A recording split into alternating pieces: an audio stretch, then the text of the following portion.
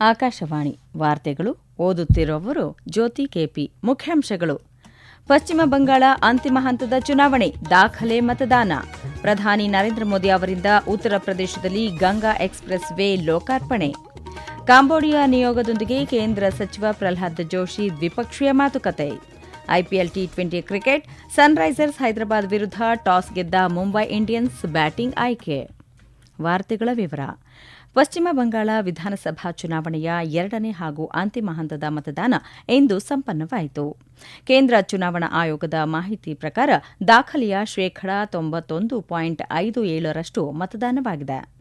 2ನೇ ಹಂತದಲ್ಲಿ ಕೋಲ್ಕತ್ತಾ ಉತ್ತರ, ಕೋಲ್ಕತ್ತಾ ದಕ್ಷಿಣ, ಹೌರಾ, ನಾಡಿಯಾ, ಉತ್ತರ 24 ಪರಗಣ, ದಕ್ಷಿಣ 24 ಪರಗಣ, ಹೂಗ್ಲಿ ಮತ್ತು ಪೂರ್ವ ಬರ್ಧಮಾನ್ ಸೇರಿದಂತೆ 8 ಜಿಲ್ಲೆಗಳಲ್ಲಿ ಮತದಾನವಾಗಿದೆ. 142 ವಿಧಾನಸಭಾ ಸ್ಥಾನಗಳಿಗೆ ಒಟ್ಟು 1,448 ಅಭ್ಯರ್ಥಿಗಳು ಕಣದಲ್ಲಿದ್ದರು. ಕೇರಳ, ಅಸ್ಸಾಂ, ಪಶ್ಚಿಮ ಬಂಗಾಳ, ತಮಿಳುನಾಡು ಮತ್ತು ಪುದುಚೇರಿ ವಿಧಾನಸಭೆಗಳ ಮತ ಎಣಿಕೆ ಕಾರ್ಯ ಮೇ 4ರಂದು ನಡೆಯಲಿದೆ. ಉತ್ತರ ಪ್ರದೇಶದ ಹರ್ದೋಯಿ ಜಿಲ್ಲೆಯಲ್ಲಿ 594 ಕಿಲೋಮೀಟರ್ ಉದ್ದದ ಗಂಗಾ ಎಕ್ಸ್‌ಪ್ರೆಸ್ ವೇ ಅನ್ನು ಪ್ರಧಾನಿ ನರೇಂದ್ರ ಮೋದಿ ಇಂದು ಉದ್ಘಾಟಿಸಿದರು. ಈ ವೇಳೆ ಸಭೆಯನ್ನು ಉದ್ದೇಶಿಸಿ ಮಾತನಾಡಿದ ಅವರು, ಸಾವಿರಾರು ವರ್ಷಗಳಿಂದ ಗಂಗಾ ನದಿಯು ಉತ್ತರ ಪ್ರದೇಶದ ಜೀವನಾಡಿಯಾಗಿರುವಂತೆ ಈ ಎಕ್ಸ್‌ಪ್ರೆಸ್ ವೇ ಕೂಡ ಈ ರಾಜ್ಯದ ಅಭಿವೃದ್ಧಿಯ ಹೊಸ ಜೀವನಾಡಿಯಾಗಲಿದೆ ಎಂದು ಹೇಳಿದರು. ಈ ಹೈಸ್ಪೀಡ್ ಕಾರಿಡಾರ್ ಉತ್ತರ ಪ್ರದೇಶದಾದ್ಯಂತ ಸಂಪರ್ಕವನ್ನು ಗಮನಾರ್ಹವಾಗಿ ಹೆಚ್ಚಿಸುವ ನಿರೀಕ್ಷೆ ಇದೆ. ಜೊತೆಗೆ ಕೈಗಾರಿಕಾ ಹೂಡಿಕೆ, ಲಾಜಿಸ್ಟಿಕ್ಸ್, ಕೃಷಿ ಮಾರುಕಟ್ಟೆ ಮತ್ತು ಪ್ರಾದೇಶಿಕ ಸಮತೋಲನಕ್ಕೆ ವೇಗವನ್ನು ನೀಡುತ್ತದೆ. ಉತ್ತರ ಪ್ರದೇಶ ಎಕ್ಸ್‌ಪ್ರೆಸ್ ವೇ ಕೈಗಾರಿಕಾ ಅಭಿವೃದ್ಧಿ ಪ್ರಾಧಿಕಾರದಿಂದ ಗಂಗಾ ಎಕ್ಸ್‌ಪ್ರೆಸ್ ವೇ ಅಭಿವೃದ್ಧಿಪಡಿಸಲಾಗಿದೆ. ಇದು ರಾಜ್ಯದ ಪಶ್ಚಿಮ, ಮಧ್ಯ, ಪೂರ್ವ ಪ್ರದೇಶಗಳನ್ನು ಸಂಪರ್ಕಿಸುತ್ತದೆ. ಅಲ್ಲದೆ ರಾಜ್ಯದ ಅತಿ ಉದ್ದದ ಎಕ್ಸ್‌ಪ್ರೆಸ್ ವೇ ಆಗಿದೆ. ಇದು ಮೀರತ್ ಮತ್ತು ಪ್ರಯಾಗ್ರಾಜ್ ನಡುವಿನ ಪ್ರಯಾಣದ ಸಮಯವನ್ನು ಸುಮಾರು 12 ಗಂಟೆಗಳಿಂದ 6 ಗಂಟೆಗೆ ತಗ್ಗಿಸಲಿದೆ. ಇದಕ್ಕೂ ಮುನ್ನ ಪ್ರಧಾನಿ ನರೇಂದ್ರ ಮೋದಿ ಅವರು ಇಂದು ಬೆಳಗ್ಗೆ ಕಾಶಿ ವಿಶ್ವನಾಥ ದೇಗುಲಕ್ಕೆ ಭೇಟಿ ನೀಡಿ ಪೂಜೆ ನೆರವೇರಿಸಿದರು. ಅಲ್ಲದೆ ದೇವಾಲಯದ ಆವರಣದಲ್ಲಿದ್ದ ಕೆಲವು ಭಕ್ತರೊಂದಿಗೆ ಸಂವಾದ ನಡೆಸಿದರು. ಕೇಂದ್ರ ಗ್ರಾಹಕ ವ್ಯವಹಾರಗಳ ಸಚಿವ ಪ್ರಹ್ಲಾದ್ ಜೋಶಿ ನವದೆಹಲಿಯಲ್ಲಿ ಇಂದು ಕಾಂಬೋಡಿಯಾದ ಗಣಿ ಮತ್ತು ಇಂಧನ ಸಚಿವ ಕಿಯೋ ರೊಟಾನಕ್ ನೇತೃತ್ವದ ನಿಯೋಗವನ್ನು ಭೇಟಿ ಮಾಡಿ ಮಾತುಕತೆ ನಡೆಸಿದರು. ನವೀಕರಿಸಬಹುದಾದ ಇಂಧನ ಕ್ಷೇತ್ರದಲ್ಲಿ ಭಾರತದ ಕ್ಷಿಪ್ರ ಬೆಳವಣಿಗೆಯನ್ನು ಕಾಂಬೋಡಿಯಾ ನಿಯೋಗ ಶ್ಲಾಘಿಸಿದೆ. ನೀರಾವರಿಯಲ್ಲಿ ನವೀಕರಿಸಬಹುದಾದ ಇಂಧನ ಪರಿಹಾರಗಳನ್ನು ಅಳವಡಿಸಿಕೊಳ್ಳುವಲ್ಲಿ ಸಹಯೋಗ ನೀಡಲು ಹೆಚ್ಚಿನ ಆಸಕ್ತಿ ವಹಿಸಿದೆ ಎಂದು ಸಾಮಾಜಿಕ ಜಾಲತಾಣದಲ್ಲಿ ಸಚಿವ ಪ್ರಹ್ಲಾದ್ ಜೋಶಿ ತಿಳಿಸಿದ್ದಾರೆ. ಇದೇ ವೇಳೆ ಪಿಎಂ ಕುಸುಮ್ ಮತ್ತು ಪಿಎಂ ಸೂರ್ಯಘರ್ನಂತಹ ಉಪಕ್ರಮಗಳಡಿ ಭಾರತ ಸಾಧಿಸಿರುವ ಪ್ರಗತಿಯನ್ನು ಕಾಂಬೋಡಿಯಾ ನಿಯೋಗ ಶ್ಲಾಘಿಸಿದ್ದು, ಎರಡೂ ದೇಶಗಳ ನಡುವೆ ಪಾಲುದಾರಿಕೆಯನ್ನು ಮತ್ತಷ್ಟು ಬಲಪಡಿಸುವ ನಿಟ್ಟಿನಲ್ಲಿ ಸಭೆಯಲ್ಲಿ ಚರ್ಚಿಸಲಾಯಿತು ಎಂದು ಅವರು ವಿವರಿಸಿದ್ದಾರೆ. ಅನಿಶ್ಚಿತತೆಯ ಜಗತ್ತಿನಲ್ಲಿ ರಾಷ್ಟ್ರೀಯ ಹಿತಾಸಕ್ತಿಗಳನ್ನು ಮುನ್ನಡೆಸಲು ಮತ್ತು ರಾಷ್ಟ್ರೀಯ ಗುರಿಗಳನ್ನು ಸಾಧಿಸಲು ಭಾರತೀಯ ರಾಜತಾಂತ್ರಿಕತೆ ಸನ್ನದ್ದವಾಗಿದೆ ಎಂದು ವಿದೇಶಾಂಗ ವ್ಯವಹಾರಗಳ ಸಚಿವ ಡಾ ಎಸ್ ಜೈಶಂಕರ್ ಹೇಳಿದ್ದಾರೆ. ನವದೆಹಲಿಯಲ್ಲಿ ಇಂದು ನಡೆದ ಸಮ್ಮೇಳನದಲ್ಲಿ ಭಾರತದ ಹೈಕಮಿಷನರ್ಗಳು, ರಾಯಭಾರಿಗಳು ಮತ್ತು ವಿದೇಶಾಂಗ ವ್ಯವಹಾರಗಳ ಸಚಿವಾಲಯದ ಹಿರಿಯ ಅಧಿಕಾರಿಗಳನ್ನು ಉದ್ದೇಶಿಸಿ ಅವರು ಮಾತನಾಡಿದರು. ಕಳೆದ ದಶಕದಲ್ಲಿ ವಿಶ್ವದೊಂದಿಗೆ ಭಾರತದ ಒಡನಾಟವು ಗಣನೀಯವಾಗಿ ವಿಸ್ತರಿಸಲ್ಪಟ್ಟಿರುವುದನ್ನು ಈ ಸಂವಾದ ಗುರುತಿಸಿದೆ ಎಂದು ಇದೇ ವೇಳೆ ಸಾಮಾಜಿಕ ಜಾಲತಾಣದಲ್ಲಿ ಸಚಿವ ಡಾ ಎಸ್ ಜೈಶಂಕರ್ ಅಭಿಪ್ರಾಯಪಟ್ಟಿದ್ದಾರೆ. ಕೇಂದ್ರ ಆರೋಗ್ಯ ಮತ್ತು ಕುಟುಂಬ ಕಲ್ಯಾಣ ಸಚಿವ ಜೆಪಿ ನಡ್ಡಾ ನವದೆಹಲಿಯಲ್ಲಿ ಇಂದು ಈಕ್ವೆಡಾರ್ ಗಣರಾಜ್ಯದ ವಿದೇಶಾಂಗ ವ್ಯವಹಾರಗಳ ಸಚಿವೆ ಮರಿಯಾ ಗೇಬ್ರಿಯಲ್ ರೊಸೆರೋ ಅವರೊಂದಿಗೆ ದ್ವಿಪಕ್ಷೀಯ ಸಭೆ ನಡೆಸಿದರು. ಸಭೆಯಲ್ಲಿ ಉಭಯ ನಾಯಕರು ಭಾರತ ಮತ್ತು ಈಕ್ವೆಡಾರ್ ನಡುವಿನ ಪಾಲುದಾರಿಕೆಯನ್ನು ಮತ್ತಷ್ಟು ಬಲಪಡಿಸುವ ನಿಟ್ಟಿನಲ್ಲಿ ಚರ್ಚಿಸಿದರು. ಅಲ್ಲದೆ ಎರಡೂ ದೇಶಗಳ ನಡುವಿನ ದ್ವಿಪಕ್ಷೀಯ ಆರೋಗ್ಯ ಸಹಕಾರವನ್ನು ಹೆಚ್ಚಿಸುವ ಕುರಿತು ಚರ್ಚೆ ನಡೆಯಿತು ಎಂದು ಕೇಂದ್ರ ಆರೋಗ್ಯ ಮತ್ತು ಕುಟುಂಬ ಕಲ್ಯಾಣ ಸಚಿವಾಲಯ ತಿಳಿಸಿದೆ. ಈ ವಾರ್ತೆಗಳನ್ನು ಆಕಾಶವಾಣಿಯಿಂದ ಕೇಳುತ್ತಿದ್ದೀರಿ. ನಮ್ಮ ಎಲ್ಲಾ ರಾಷ್ಟ್ರೀಯ ವಾರ್ತೆಗಳು ಹಾಗೂ ಪ್ರದೇಶ ಸಮಾಚಾರ ಈಗ ಆಕಾಶವಾಣಿ ನ್ಯೂಸ್ ಕನ್ನಡ ಯೂಟ್ಯೂಬ್ ಚಾನೆಲ್ನಲ್ಲಿ ಲಭ್ಯ. ನಮ್ಮ ಎಕ್ಸ್ ಖಾತೆ ಮತ್ತು ಇನ್ಸ್ಟಾಗ್ರಾಂ ಖಾತೆ ಆಕಾಶವಾಣಿ ನ್ಯೂಸ್ ಕನ್ನಡ. ಹೆಚ್ಚಿನ ಮಾಹಿತಿಗಾಗಿ ನಮ್ಮ ಫೇಸ್ಬುಕ್ ಖಾತೆ AIR ಕನ್ನಡ ನ್ಯೂಸ್ ಅನುಸರಿಸಿ.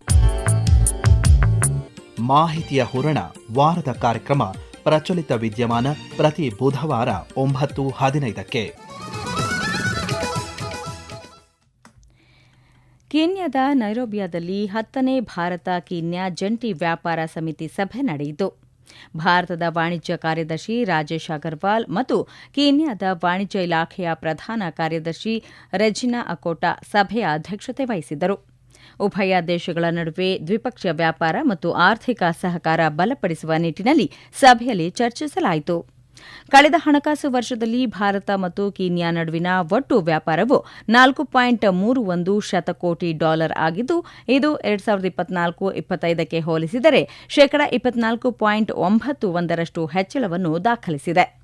ಈ ಸಂದರ್ಭದಲ್ಲಿ ಭಾರತೀಯ ಗುಣಮಟ್ಟ ಬ್ಯೂರೋ BIS ಮತ್ತು ಕೀನ್ಯಾ ಬ್ಯೂರೋ ಆಫ್ ಸ್ಟ್ಯಾಂಡರ್ಡ್ಸ್ ನಡುವೆ ತಿಳುವಳಿಕಾ ಒಪ್ಪಂದಕ್ಕೆ ಸಹಿ ಹಾಕಲಾಯಿತು.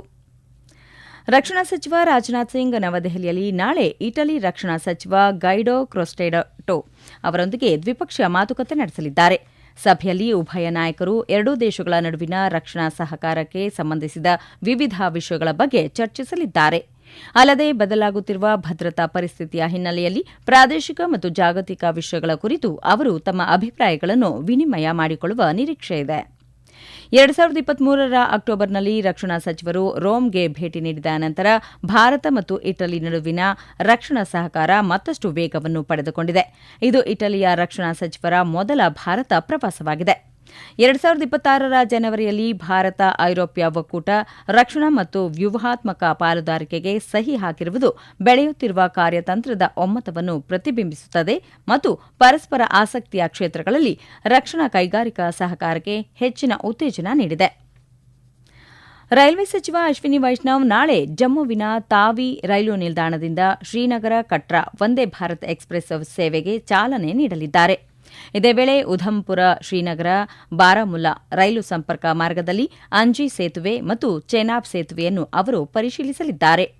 ಈ ಹಿಂದೆ ಶ್ರೀನಗರದಿಂದ ಶ್ರೀಮಾತಾ ವೈಷ್ಣೋದೇವಿ ಕಟ್ರಾದವರೆಗೆ ಕಾರ್ಯನಿರ್ವಹಿಸುತ್ತಿದ್ದ ರೈಲು ಈಗ ಜಮ್ಮು ತಾವಿಗೆ ಸಂಪೂರ್ಣವಾಗಿ ಚಲಿಸಲಿದೆ ಎಂದು ರೈಲ್ವೆ ಸಚಿವಾಲಯ ತಿಳಿಸಿದೆ. ವಿಸ್ತೃತ ಜಮ್ಮು ತಾವಿ ಶ್ರೀನಗರ ವಂದೇ ಭಾರತ್ ಎಕ್ಸ್ಪ್ರೆಸ್ ಮುಂದಿನ ತಿಂಗಳ 2ನೇ ತಾರೀಖಿನಿಂದ ನಿಯಮಿತ ಸೇವೆ ಆರಂಭಿಸಲಿದೆ. ಹೆಚ್ಚುತ್ತಿರುವ ಜನಪ್ರಿಯತೆ ಮತ್ತು ಬೇಡಿಕೆಯನ್ನು ಪೂರೈಸಲು ವಂದೇ ಭಾರತ್ ಅನ್ನು 8 ಬೋಗಿಗಳಿಂದ 20 ಬೋಗಿಗಳಿಗೆ ಹೆಚ್ಚಿಸಲಾಗಿದೆ ಎಂದು ರೈಲ್ವೆ ಸಚಿವಾಲಯ ತಿಳಿಸಿದೆ. ಪಶ್ಚಿಮ ಏಷ್ಯಾದ ಸಂಘರ್ಷದ ಹಿನ್ನೆಲೆಯಲ್ಲಿ ದೇಶೀಯ LPG ಸರಬರಾಜುಗಳಲ್ಲಿ ಯಾವುದೇ ಅಡೆತಡೆಯಿಲ್ಲದೆ ಸುಗಮವಾಗಿ ಮುಂದುವರೆದಿವೆ ಎಂದು ಕೇಂದ್ರ ಸರ್ಕಾರ ಸ್ಪಷ್ಟಪಡಿಸಿದೆ. ನವದೆಹಲಿಯಲ್ಲಿ ನಡೆದ ಅಂತರ್ ಸಚಿವಾಲಯದ ಸುದ್ದಿಗೋಷ್ಠಿಯನ್ನು ಉದ್ದೇಶಿಸಿ ಮಾತನಾಡಿದ ಪೆಟ್ರೋಲಿಯಂ ಮತ್ತು ನೈಸರ್ಗಿಕ ಅನಿಲ ಸಚಿವಾಲಯದ ಕಾರ್ಯದರ್ಶಿ ಸುಜಾತಾ ಶರ್ಮಾ, ಆನ್ಲೈನ್ LPG ಬುಕಿಂಗ್ಗಳು ಮತ್ತು ವಿತರಣಾ ದೃಢೀಕರಣ ಕೋಡ್ ಆಧಾರಿತ ದೇಶೀಯ LPG ಸರಬರಾಜುಗಳು ಸುಗಮವಾಗಿ ಸರಬರಾಜು ಆಗುತ್ತಿವೆ ಎಂದು ಹೇಳಿದರು. ದೇಶಾದ್ಯಂತ ವಾಣಿಜ್ಯ LPG ಸರಬರಾಜು ಶೇಕಡಾ 70ರಷ್ಟು ಸುಗಮವಾಗಿ ನಡೆಯುತ್ತಿದ್ದು, ಏಪ್ರಿಲ್ ತಿಂಗಳಲ್ಲಿ 1,84,000 ಟನ್ಗಳಿಗೂ ಹೆಚ್ಚು ವಾಣಿಜ್ಯ LPG ಮಾರಾಟವಾಗಿದೆ. ನಿನ್ನೆ ಮಂಗಳವಾರದವರೆಗೆ 8,838 ಟನ್ಗಳಿಗೂ ಹೆಚ್ಚು ವಾಣಿಜ್ಯ LPG ಮಾರಾಟವಾಗಿದೆ ಎಂದು ತಿಳಿಸಿದರು. ಕ್ರಿಕೆಟ್ ಮುಂಬೈನ ವಾಂಖೆಡೆ ಕ್ರೀಡಾಂಗಣದಲ್ಲಿಂದು ನಡೆಯುತ್ತಿರುವ IPL T20 ಕ್ರಿಕೆಟ್ ಪಂದ್ಯದಲ್ಲಿ ಮುಂಬೈ ಇಂಡಿಯನ್ಸ್ ತಂಡ ಮತ್ತು ಸನ್ರೈಸರ್ಸ್ ಹೈದರಾಬಾದ್ ತಂಡಗಳು ಮುಖಾಮುಖಿಯಾಗಿವೆ. ಟಾಸ್ ಗೆದ್ದ ಮುಂಬೈ ಇಂಡಿಯನ್ಸ್ ಬ್ಯಾಟಿಂಗ್ ಆಯ್ಕೆ ಮಾಡಿಕೊಂಡಿದೆ. ಮುಂಬೈ ಷೇರು ಮಾರುಕಟ್ಟೆಯಲ್ಲಿಂದು ಷೇರು ಸಂಯೋಜಿ ಸೂಚ್ಯಂಕ ಸೆನ್ಸೆಕ್ಸ್ 609 ಅಂಕಗಳು ಏರಿಕೆಯಾಗಿದ್ದು, ದಿನದ ಅಂತ್ಯಕ್ಕೆ 77,496 ಅಂಕಗಳು ದಾಖಲಾಗಿದೆ. ಇದೇ ವೇಳೆ ರಾಷ್ಟ್ರೀಯ ಸಂವೇದಿ ಸೂಚ್ಯಂಕ ನಿಫ್ಟಿ 182 ಅಂಕಗಳು ಏರಿಕೆ ಕಂಡಿದ್ದು, ದಿನದ ಅಂತ್ಯಕ್ಕೆ 24,178 ಅಂಕಗಳು ದಾಖಲಾಗಿದೆ. ವಿದೇಶಿ ವಿನಿಮಯ ಮಾರುಕಟ್ಟೆಯಲ್ಲಿಂದು ಅಮೆರಿಕನ್ ಡಾಲರ್ ಎದುರು ಭಾರತೀಯ ರೂಪಾಯಿ ಮೌಲ್ಯ $94.85 ಕೊನೆಯಲ್ಲಿ ಮತ್ತೊಮ್ಮೆ ಮುಖ್ಯಾಂಶಗಳು. ಪಶ್ಚಿಮ ಬಂಗಾಳ ಅಂತಿಮ ಹಂತದ ಚುನಾವಣೆ, ದಾಖಲೆ ಮತದಾನ. ಪ್ರಧಾನಿ ನರೇಂದ್ರ ಮೋದಿ ಅವರಿಂದ ಉತ್ತರ ಪ್ರದೇಶದಲ್ಲಿ ಗಂಗಾ ಎಕ್ಸ್ಪ್ರೆಸ್ ವೇ ಲೋಕಾರ್ಪಣೆ. ಕಾಂಬೋಡಿಯಾ ನಿಯೋಗದೊಂದಿಗೆ ಕೇಂದ್ರ ಸಚಿವ ಪ್ರಹ್ಲಾದ್ ಜೋಶಿ ದ್ವಿಪಕ್ಷೀಯ ಮಾತುಕತೆ. IPL T20 cricket, Sunrisers Hyderabad ವಿರುದ್ಧ ಟಾಸ್ ಗೆದ್ದ ಮುಂಬೈ ಇಂಡಿಯನ್ಸ್ ಬ್ಯಾಟಿಂಗ್ ಆಯ್ಕೆ. ಇಲ್ಲಿಗೆ ವಾರ್ತಾ ಪ್ರಸಾರ ಮುಕ್ತಾಯವಾಯಿತು. ನಮ್ಮ ಮುಂದಿನ ವಾರ್ತಾ ಪ್ರಸಾರ ನಾಳೆ ಬೆಳಗ್ಗೆ 7:05